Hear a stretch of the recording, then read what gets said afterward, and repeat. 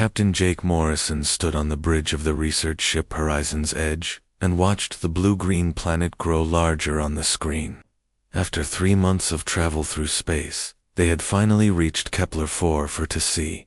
The planet looked peaceful. From orbit, with white clouds swirling over vast oceans and brown continents. "Sir, we're picking up signals from the surface," said Danny Cruz from his station. The young communications officer had been monitoring radio waves for the past week. "It's definitely artificial. There's intelligent life down there." Jake nodded. This was what they had hoped for, but also feared. Making contact with alien life was humanity's greatest dream and biggest worry. "What kind of signals, Danny?" "Complex patterns, sir. Mathematical sequences, repeated transmissions. They know we're here." Dr. Lisa Park looked up from her science station. She had been studying the planet's atmosphere and surface for days. The gravity is about 1.3 times Earth normal. The air is breathable, but thick. We'll feel heavy down there. Lieutenant Amy Walsh checked her weapon systems one more time. She was in charge of security for the mission. "Sir, if we're going down there, I recommend we bring full gear. We don't know what we're dealing with." Jake made his decision. "We go down with a small team. Danny, Lisa, Amy, and myself, plus 2 security personnel." He turned to the intercom. "Private Ryan Bell and Corporal Steve Martinez, report to the shuttle bay." An hour later, their shuttle broke through the thick atmosphere of the alien world. The landscape below was strange but beautiful.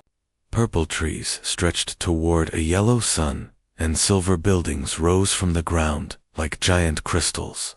Everything seemed too bright, too clean. "Landing zone ahead, sir," reported Amy from the pilot's seat. "Looks like they've prepared a spot." For us, the shuttle touched down in a circular clearing surrounded by the crystal buildings. As the engines powered down, Jake could see movement outside. Tall figures approached the shuttle, walking with slow, measured steps. "Remember," Jake said to his team, "we're here in peace. Follow my lead and stay calm." The shuttle door opened with a hiss. The alien air rushed in, thick and humid. Jake stepped out first, followed by his team. The gravity hit him immediately. Each step felt like he was carrying a heavy backpack. His legs already felt tired. The aliens waiting for them were impressive. They stood nearly 8 feet tall, with bodies that looked like they were made of living crystal.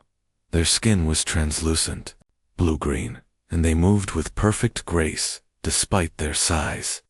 Their faces were angular with large, dark eyes that seemed to see everything. The lead alien stepped forward. When it spoke, its voice was like music, but somehow the humans understood every word. "Welcome, small ones," the alien said. "I am High Commander Zeftel of the Valith. We have been watching your approach with great interest."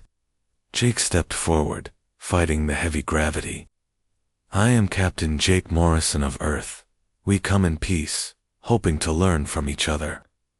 The alien's mouth curved in what might have been a smile. "Yes, we know of Earth. We have been listening to your broadcasts for many years. Very, entertaining." Something in the way Zeftel said entertaining made Jake uncomfortable, but he pressed on. "We bring greetings from humanity and hope for friendship between our peoples." Several other Valith had gathered around them. They were all tall and graceful, making the humans look like children by comparison. Jake noticed they were whispering to each other in their musical language, and some seemed to be laughing. "You must be tired from your journey," Zeftel said. "Please, come. We have prepared quarters for you. Tomorrow, we will begin the cultural exchange."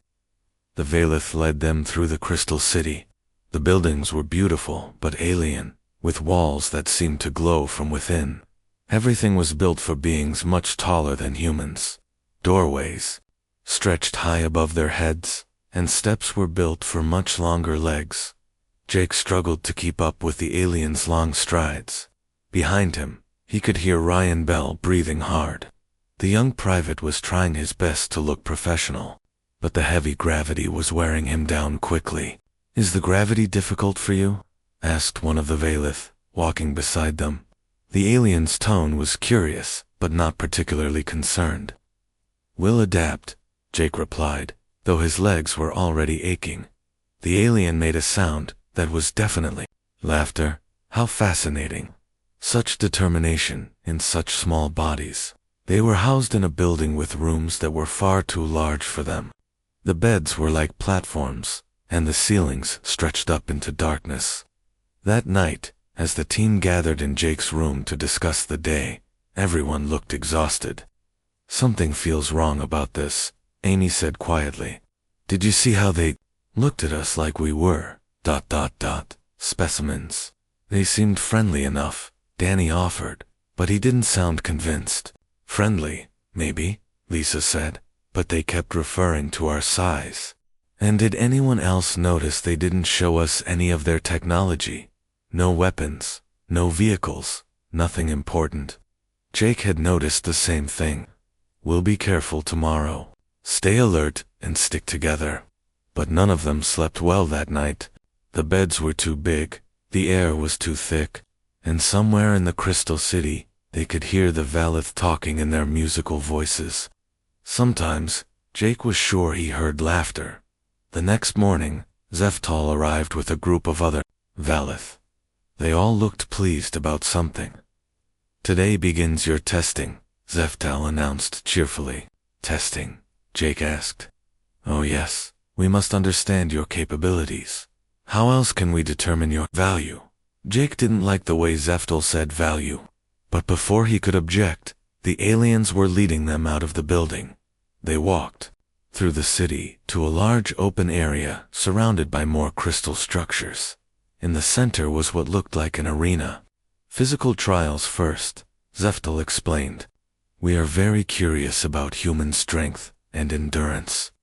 The Valith gathered around the arena like spectators at a sporting event. Jake realized with growing alarm that this wasn't a cultural exchange. They were being evaluated like animals. In a zoo. "I don't think this is a good idea," Amy whispered, but it was too late. More Valith had appeared, surrounding the humans. They weren't threatening, exactly, but they made it clear that refusing wasn't an option. "Who will go first?" Zeftal asked, looking down at the humans with those large, dark eyes. Before Jake could volunteer, Ryan Bell stepped forward. The young private was the smallest member of their team, barely 19 years old, and built like a runner rather than a fighter. The Valith looked at him and began to laugh. The sound was like wind chimes in a storm, beautiful, but somehow mocking. "This one," Zeftal said with amusement. "Very well, let us see what humans are capable of." As Ryan walked into the arena, Jake felt a chill that had nothing to do with the alien air. They had come here hoping for friendship, but he was beginning to realize they might have walked into something much more dangerous. The Valith continued to laugh as Ryan stood alone in the center of the arena, looking very small and very human under the alien sky. Ryan Bell stood in the center of the arena and tried not to show his fear. The crystal walls rose high around him, and hundreds of Valith looked down from viewing platforms. Their laughter echoed off the walls like a chorus of bells, but there was no warmth in the sound. "Begin with something simple," Zeftal called out. A section of the arena floor slid away, revealing a pit filled with obstacles. Cross to the other side without falling. Ryan looked at the course below. Metal beams stretched across a deep hole, some spinning slowly, others swaying back and forth. For the tall, graceful Valith, it would probably be easy. For a human in heavy gravity, it looked nearly impossible. "This is ridiculous," Captain Morrison said loudly. "We didn't come here to perform tricks." Zeftal turned those dark eyes toward Jake. "But Captain, how else can we learn about your species? We must understand what humans can do, and what they cannot." Ryan took a deep breath and dropped down into the pit. The first beam was steady, and he managed to cross it without too much trouble. But the second beam was spinning, and the heavy gravity made his movements slow and clumsy. He slipped twice, barely catching himself with his hands. The Valith audience laughed louder each time he stumbled. Some of them were pointing and making comments in their musical language. Ryan couldn't understand the words, but the meaning was clear. They thought he was pathetic. By the time Ryan reached the other side, he was exhausted and covered in sweat. His hands were scraped from grabbing the rough metal beams, and his uniform was torn, but he had made it across. "Interesting," Zeftel said, sounding almost disappointed. "Slower than expected, but you did not give up. Curious. Can we stop?" "This now?" Dr. Park asked. "We've shown you what you wanted to see." "Oh, but we have barely begun," another Valith said. This one was even taller than Zeftel, with crystal growths on its shoulders that marked it as someone important. "I am Council Leader Morthok. We have many more tests planned." "Tests for what purpose?" Jake demanded. Morthok and Zeftel exchanged glances. Something passed between them, and Jake realized they were making a decision about something. "Very well," Zeftel said finally. "Perhaps it is time for honesty. Follow us." The Valith lead the humans out of the arena and through the Crystal City to a massive building at its center. Inside, the walls were covered with screens showing star maps, ship designs, and what looked like military formations. "Welcome to our command center," Morthok said, with obvious pride. "From here, we coordinate the expansion of the Valith Empire across 17 star systems." Jake felt his stomach drop.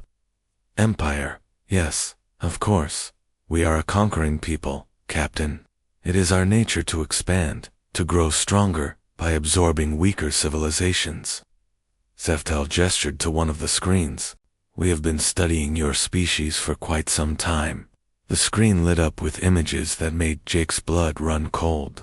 Earth from space, major cities, military installations, even pictures of human families going about their daily lives. "You've been watching us," Amy said quietly. "For 37 of your years," Morthok confirmed. "Your radio and television broadcasts make excellent intelligence. We know your weaknesses, your divisions, your military capabilities, or rather, your lack of them." Danny stepped closer to one of the screens. "These are our communication satellites. You've been intercepting everything." "Everything," Zeftel agreed cheerfully. "Your internet is particularly informative. Humans share so much about themselves. Population numbers, resource locations, political structures. You have made our job very easy." "What job?" Jake asked, though he was beginning to fear the answer. "Conquest, of course," Morthok said matter-of-factly. "Earth will be a valuable addition to our empire. Rich resources, pleasant climate, and a workforce that appears to be naturally submissive. Submissive." Ryan spoke up from where he stood near the back of the group. His voice was hoarse from his ordeal in the arena, but there was anger in it. Looked at him with amusement. "But of course, small one.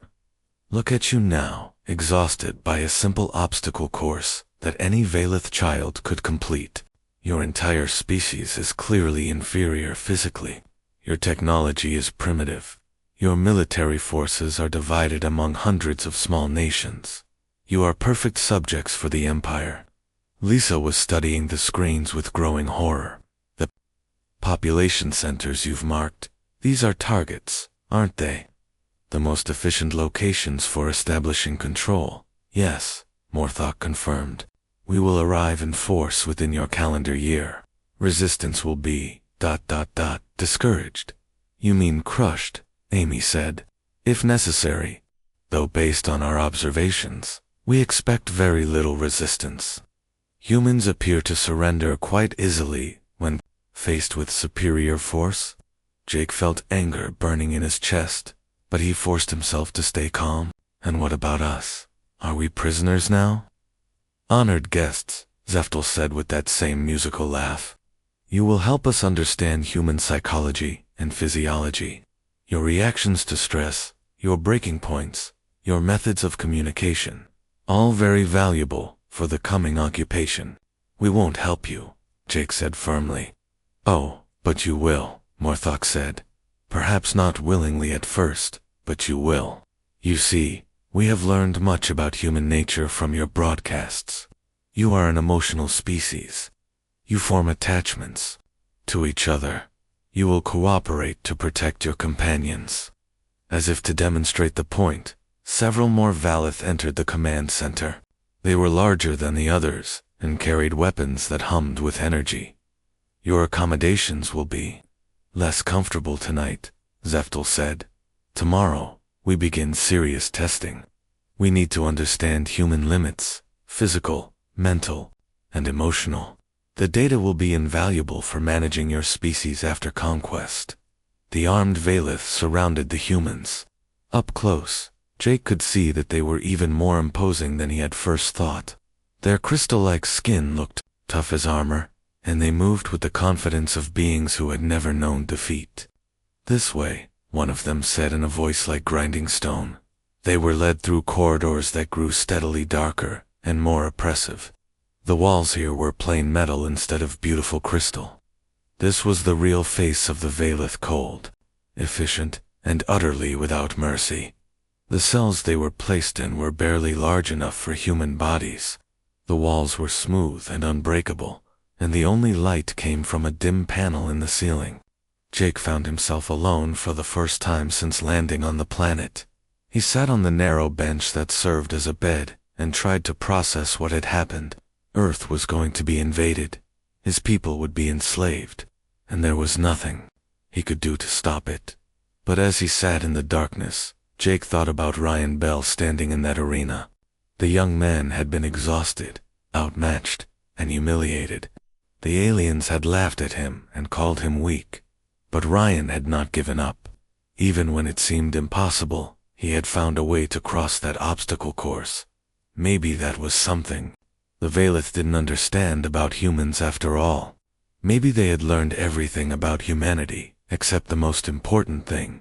Maybe they didn't know what humans were really capable of when they had something worth fighting for. In the cell next to his, Jake could hear Ryan Bell quietly practicing push-ups on the metal floor.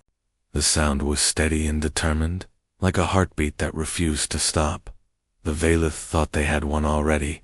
They were probably making their final preparations for invasion, confident that Earth would fall easily to their superior technology and physical strength.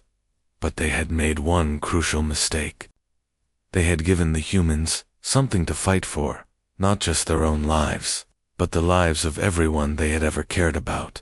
And as Jake listened to Ryan's quiet determination in the next cell, he began to think that maybe the Valith were about to learn something new about the human species, something they wouldn't like very much. The second day of testing began before dawn. Ryan Bell was pulled from his cell, while the others were still sleeping. 2 Valith guards dragged him through the dark corridors back to the arena, where a crowd had already gathered. Today we test endurance, Zeftel announced to the assembled aliens. How long can a human function under stress before breaking? Ryan looked around the arena. It had been changed overnight. Now it was filled with different obstacles, weights to lift, walls to climb, and machines that looked designed to cause pain rather than test skill. In the center sat a chair with metal restraints. Sit, one of the guards ordered. Ryan sat. The restraints closed around his wrists and ankles with a click that echoed through the arena. A helmet was lowered over his head, blocking out most of the light. We will now test your reaction to various stimuli. Morthok's voice came through. Speakers, in the helmet, pain tolerance, fear responses, psychological breaking points, all very scientific. What followed was 3 hours of systematic torture disguised as research. Electric shocks, loud noises, flashing lights, temperature extremes. The Valith recorded everything, taking notes on every reaction, every gasp of pain, every moment, when Ryan's resolve seemed to weaken. But something strange happened as the testing continued. Instead of breaking down, Ryan seemed to grow stronger. His breathing steadied, His responses became more controlled. By the end of the session, he was barely reacting to stimuli that had made him scream an hour earlier. "Curious," Zeftel said, as the restraints were released. "Most species show progressive deterioration under such conditions. You appear to be adapting." Ryan stood up slowly, his legs shaking, but his eyes clear. "Is that all?" The question seemed to surprise the Valeth. Several of them exchanged glances and made notes on their devices. "For now," Morthok said, "return him to his cell. Bring the female warrior next." Back in the prison section, Jake watched through the small window in his cell door as Ryan was brought back. The young man was clearly exhausted, but he was walking under his own power. When the guards shoved him into his cell, Ryan immediately dropped to the floor and began doing push-ups again. "How is he doing that?" Danny whispered from the cell across the hall. "After what they put him through." Amy was next. The Valet took her to a different part of the facility, a room filled with holographic displays showing military scenarios. They wanted to test human tactical thinking, to understand how Earth's defenders might respond to invasion. But Amy had spent years studying alien combat doctrine at the military academy. As the Valeth presented her with scenario after scenario, she began to see patterns in their thinking. They were brilliant strategists, but they followed rigid doctrines. They had rules for everything, procedures that had worked for centuries against other species. "Your responses are unexpected," admitted the Valeth general running the tests. "Most species we encounter think in predictable patterns. Your tactical choices are ... chaotic." "Is that bad?" Amy asked innocently. "Different," the general said, making more notes. "Difficult to counter." What the Valeth didn't realize was that Amy was learning as much about them as they were about her. Every test revealed something about their military philosophy, their technological capabilities, their assumptions about warfare. Meanwhile, Dr. Park was being subjected to scientific questioning. The Valeth wanted to understand human biology, but they also wanted to show off their own scientific superiority. They brought her to laboratories filled with advanced equipment and began demonstrating their knowledge of physics, chemistry, and biology. "Your species has much to learn," Dr. Veltar said condescendingly as she showed Lisa a machine that could manipulate matter at the molecular level. Perhaps under Veleth guidance, humans might eventually achieve true scientific understanding, but Lisa was absorbing everything she saw. The Valeth were so confident in their superiority that they weren't bothering to hide their technology. She memorized the layout of the laboratory, the frequency readings on their devices, the chemical formulas displayed on their screens. "This is fascinating," Lisa said, touching one of the machines. "How does it work?" Pleased by her apparent admiration, Dr. Veltar began explaining the principles behind their most advanced technologies. She had no idea that Lisa was identifying weaknesses and potential countermeasures with every word. Danny's turn came in the afternoon. The Valeth brought him to their communications center, where banks of equipment monitored signals from across the galaxy. They wanted to understand human information systems, but they also wanted to demonstrate the hopelessness of Earth's situation. "Look," said Communications Chief Dexlon, gesturing to a display showing the Valeth fleet. 200 ships, each more powerful than anything your species has ever built. They are already gathering at the staging point. In your time frame, less than 1 year, they will arrive at Earth. Danny stared at the display, apparently overwhelmed by the size of the fleet. "There's no way we could fight that many ships." "Exactly," Dexlon said with satisfaction. "Resistance is futile. Better to prepare your people for peaceful surrender." But while the Valeth communications chief was gloating, Danny was quietly studying the equipment around him. His knowledge of human electronics was apparently primitive compared to theirs, but electronics were electronics. He began to understand how their systems worked, how they transmitted information, how they might be disrupted. Captain Morrison was saved for last. The Valeth brought him to a comfortable room where Zeftel and Morthok waited with refreshments in comfortable chairs. "Please, sit," Zeftel said pleasantly. "We wish to discuss the future." "Whose future?" Jake asked, but he sat down. "Everyone's," Morthok said. "You see, Captain, we are not unreasonable beings. We understand that cooperation is better than conflict. If Earth surrenders peacefully when our fleet arrives, many lives will be spared, and if we don't surrender, then your cities will burn and your people will die," Zeftal said matter-of-factly. "The choice is yours to make." They spent hours trying to convince Jake that resistance was hopeless. They showed him tactical displays, demonstrated the power of their weapons, explained the loyalty of their subject species. Everything was designed to make him feel small and helpless. But Jake kept thinking about Ryan Bell doing push-ups in his cell, about Amy's tactical mind finding patterns in alien strategy, about Lisa absorbing scientific knowledge like a sponge, about Danny's technical skills that had gotten them this far. "You think you understand us," Jake said finally, "but you don't. We have studied your species for decades," Morthok replied. "We know everything about human nature. You know what we show you. You know our entertainment, our politics, our arguments, but you don't know what we become when we have something worth fighting for." Zeftal laughed. "Fighting? Your young soldier could barely complete a simple obstacle course. That obstacle course was designed for your people, not ours. But he completed it anyway, after great effort and humiliation." "No," Jake said quietly, "with determination. And every day you test him, he gets stronger. Every challenge you give him, he learns from. You're not breaking him down, you're training him." The Valeth looked at each other uncertainly. This wasn't the response they had expected. "You think physical strength is everything," Jake continued.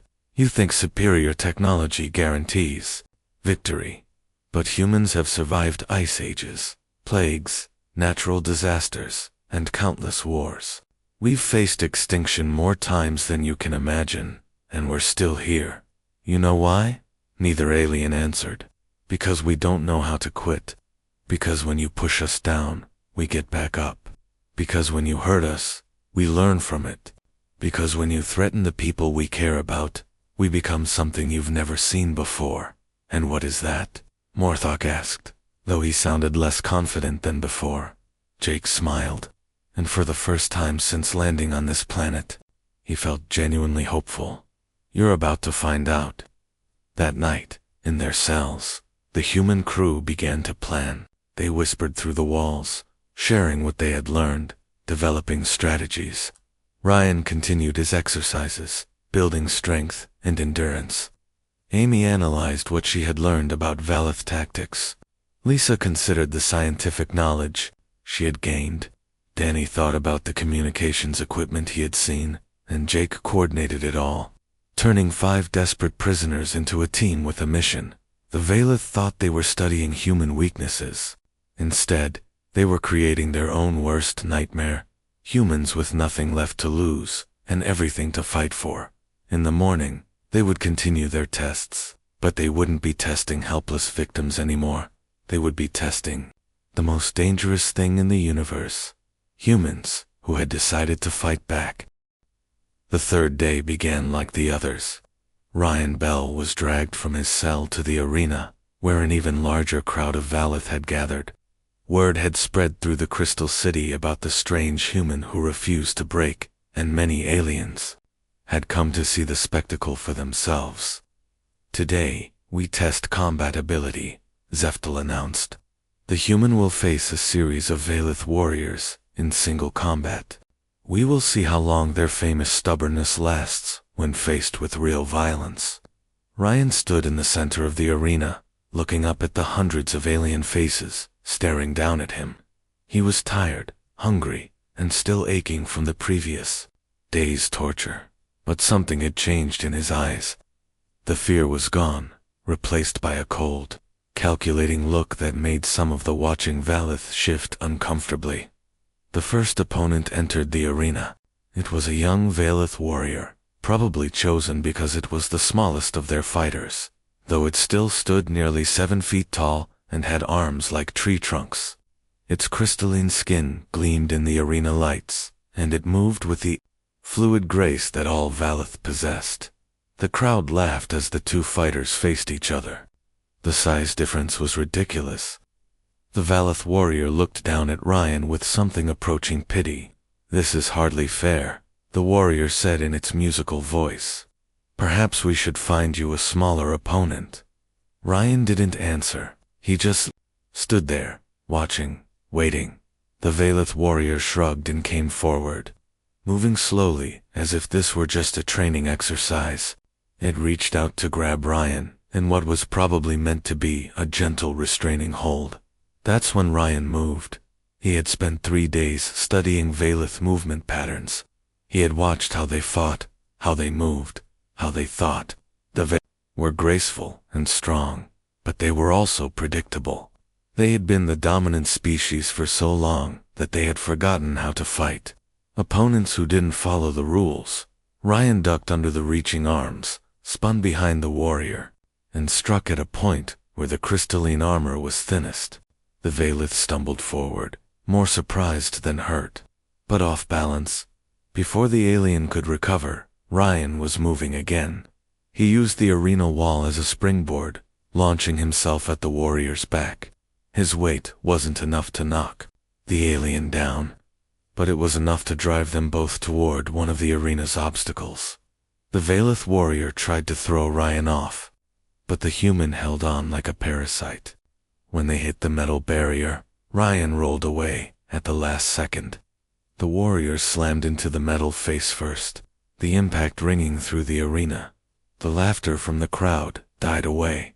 The warrior shook its head and turned around, no longer treating this as a game. It came at Ryan seriously this time, moving fast and using its reach advantage. But Ryan had spent 3 days learning to move in heavy gravity. His muscles had adapted, his reflexes had adjusted. More importantly, he was fighting for something. The Valeth warrior couldn't understand. This wasn't just about winning a match. This was about Earth, about his friends, about every human being who would suffer if the Valeth fleet reached home. The fight lasted 7 minutes. When it ended, the Valeth warrior was on the ground, unconscious, and Ryan Bell was standing over him, breathing hard but still on his feet. The arena was completely silent. "Impossible," someone whispered. Zeftal stood up from his viewing box, his face a mask of shock and growing anger. "Send another warrior, a real one this time." The second fighter was older, more experienced, and much more careful. It circled Ryan like a predator, looking for weaknesses.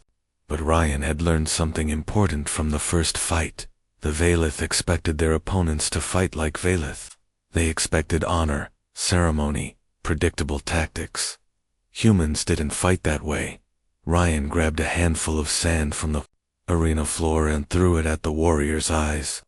While the alien was temporarily blinded, he rolled between its legs and struck at the back of its knees. When the warrior spun around, Ryan was already gone, using the arena obstacles as cover. This wasn't the elegant combat the Valeth admired. This was dirty, desperate, survival fighting. This was human warfare at its most basic level. The second warrior fell after 10 minutes. Meanwhile, in other parts of the facility, the rest of the human team was putting their own plans into action. Amy Walsh had convinced her guards that she needed to use the bathroom. The Valeth, being a civilized species, couldn't refuse such a basic request. But instead of the bathroom, Amy made her way to the armory she had spotted during her tactical testing. The Valeth weapons were designed for beings with different hand structures, but Amy was good with tools. She managed to modify 2 energy rifles to work with human hands, then disabled the security system using techniques she had learned from watching the guards. Dr. Lisa Park had asked to see more of the Valeth scientific equipment, claiming she wanted to understand their superior knowledge. Dr. Veltar was happy to oblige, eager to show off. But while the alien scientist was explaining molecular manipulation theory, Lisa was mixing chemicals from the laboratory. The compound she created wouldn't hurt anyone. She wasn't a killer. But it would create a thick, choking smoke that would obscure vision and trigger the facility's emergency systems. Danny Cruz had volunteered to help repair some of their communications equipment, claiming he wanted to make up for humanity's primitive technology. Communications Chief Dexlon found this amusing, and allowed the human to work on non-critical systems. What Dexlon didn't know was that Danny had spent years working with signal processing. While he appeared to be making simple repairs, he was actually creating a feedback loop in their communications array that would, when activated, jam every electronic system in the facility for exactly 17 minutes. Captain Jake Morrison was still meeting with the Valith leadership, but now he was stalling for time. He asked endless questions about their empire, their technology, their plans for Earth. The aliens, proud of their achievements, were happy to explain everything in detail. They had no idea they were being played. Back in the arena, Ryan was facing his third opponent. This one was a veteran warrior, scarred from many battles, and it was taking no chances. It came at Ryan with practiced combinations, using its superior reach and strength to keep the human at a distance. But Ryan had learned something else during his time in captivity. The Valith were strong and graceful, but they had never faced real adversity. They had conquered weaker species easily for centuries. They had forgotten what it was like to fight someone who refused to give up. Ryan took hit after hit, absorbing punishment that should have dropped him, but each time he fell, he got back up. Each time he was knocked down, he found a new angle of attack. The Valith warrior was stronger and faster, but Ryan was something the alien had never encountered before. He was desperate. Desperation made humans unpredictable. It made them creative. It made them dangerous. 20 minutes into the fight, Ryan finally found his opening. The warrior had grown frustrated with the human's refusal to stay down and made a mistake. It overextended on a strike, leaving itself momentarily vulnerable. Ryan didn't waste the opportunity. He grabbed the warrior's arm and used its own momentum to throw it into the arena wall. The impact was tremendous, and the warrior slumped to the ground, defeated. For the third time, Ryan Bell stood alone in the arena, but this time, he didn't just stand there. He turned to face the viewing boxers, where the Valith leadership sat, and he did something that sent a chill through every alien in the arena. He smiled. It wasn't a friendly smile. It was the smile of someone who had just realized he was stronger than his enemies had thought. It was the smile of someone who had found hope in the darkest place. It was the smile of a human who was about to fight back. Enough, Zeftel shouted, standing up from his seat. This is meaningless. Send 10 warriors at once. But before more fighters could enter the arena, alarms began blaring throughout the facility. Emergency lights flashed, and the smell of chemical smoke began drifting through the air. In the communications center, every screen went dark as Danny's feedback loop activated. In the confusion that followed, Amy Walsh burst into the arena through a side entrance, carrying the modified energy rifles. She tossed one to Ryan and began firing at the arena's exit controls, sealing the doors. The Valith and the viewing boxes were trapped with the humans they had thought were helpless prisoners. Jake Morrison's voice echoed through the arena's speakers as he took control of the facility's announcement system. "Attention, Valith Empire," he said calmly. "You wanted to study human nature. You wanted to understand what we're capable of. Well, now you know. We're capable of anything when you threaten the people we care about. And right now, you're threatening 8 billion people on Earth." In the arena below, Ryan Bell stood with the energy rifle in his hands, no longer looking like a victim. He looked like exactly what he was. A human soldier, who had found something worth fighting for. The aliens who had laughed at him 3 days ago were no longer laughing. They were learning what it meant to be afraid. The emergency lights cast strange shadows in the arena as smoke filled the air. High Commander Zeftel stood in his viewing box, looking down at the humans who had somehow turned his perfect facility into chaos. For the first time in his long life, he felt something he had never experienced before: uncertainty. "Surrender now," Captain Morrison's voice echoed through the speakers, "and we might be able to work something out." Zeftal activated his personal communicator. Security teams to the arena. Full tactical response. But the communications system was still jammed by Danny's sabotage. Only static answered him. In the arena below, Ryan Bell stood next to Amy Walsh, both humans holding weapons that should have been impossible for their primitive minds to understand. Yet somehow, they had not only figured out how to use Veilith technology, they had improved it. How? Zeftel whispered to himself, as if hearing the question. Jake Morrison appeared on the main viewing screen. He was in the command center, surrounded by the sophisticated equipment the Veilith had used to plan their conquest of Earth. Dr. Park and Danny Cruz were working at the control stations, their fingers moving across alien interfaces with impossible skill. "You want to know how?" Jake said, looking directly at the camera. "You studied us for 37 years, but you never understood the most important thing about humans. You watched our entertainment, our politics, our arguments, but you never saw what we become when we have to." On the screen behind Jake, star charts appeared showing the locations of the Veilith fleet, but the numbers were different now. Ship positions had changed. Supply lines had been redirected. "While you were testing us," Lisa Park said, moving into the camera's view, "we were learning from you. Every test taught us something new about your technology, your psychology, your weaknesses. Your weapon systems have a critical flaw," Amy added from the arena floor. "They're designed by a species that has never faced real opposition. They work perfectly against conventional tactics, but they're useless against someone who doesn't follow the rules." Danny Cruz appeared on screen, holding a device that was sparking and smoking.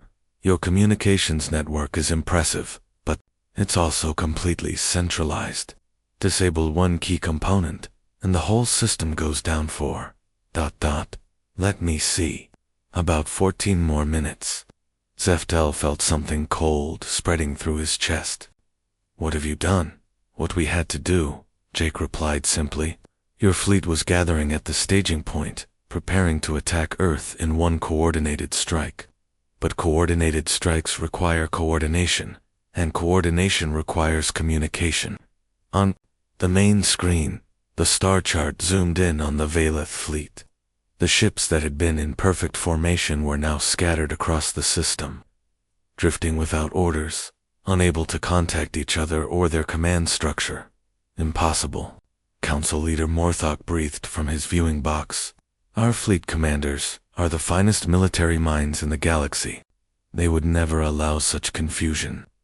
"Your commanders are brilliant," Jake agreed, "but they've never had to deal with misinformation before. For the past 6 hours, we've been sending false orders through your network.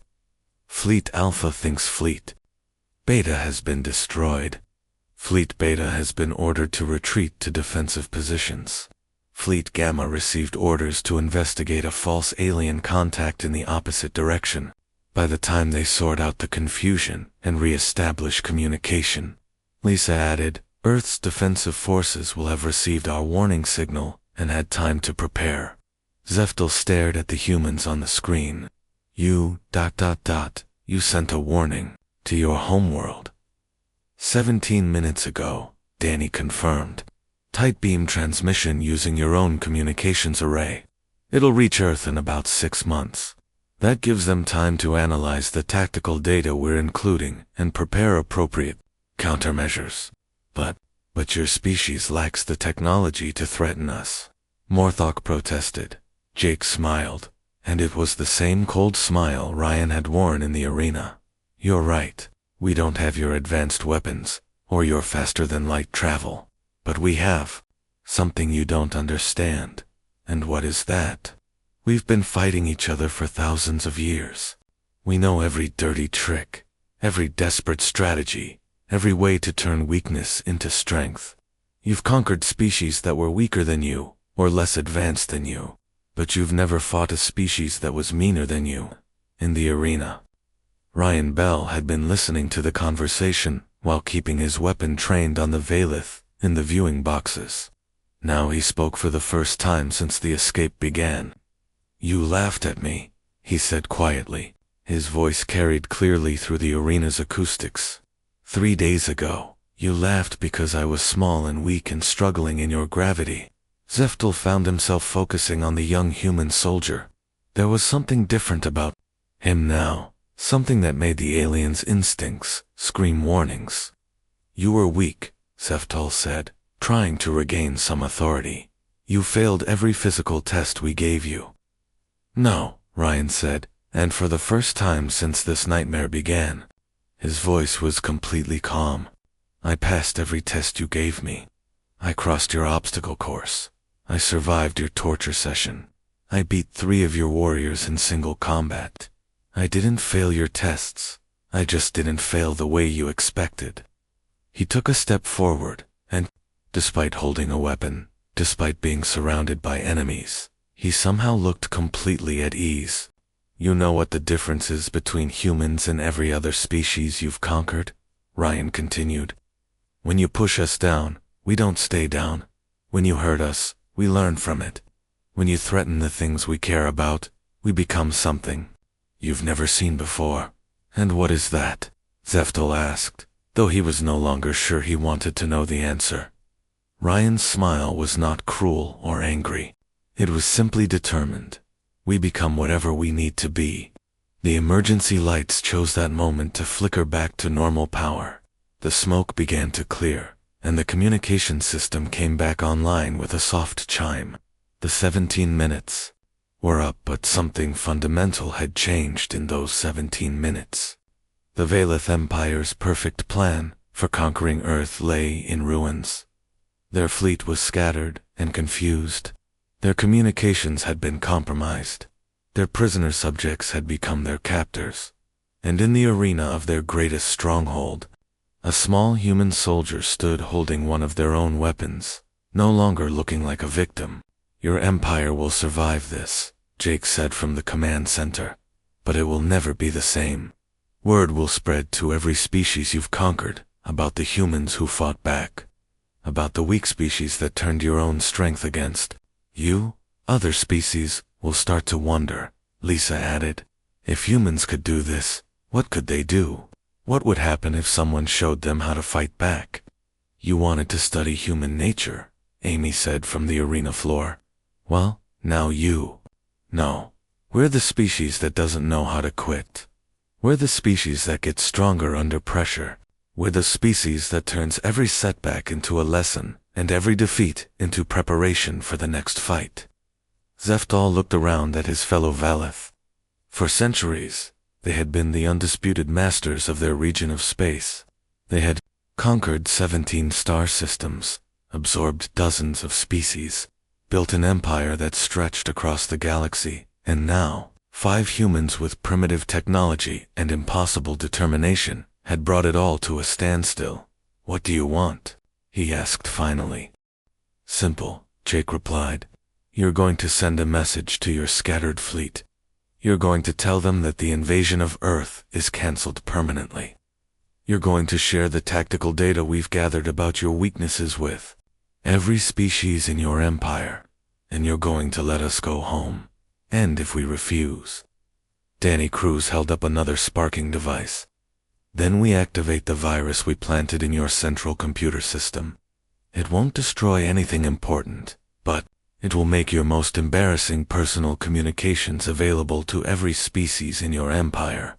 I particularly enjoyed High Commander Zeftal's poetry about his lost love.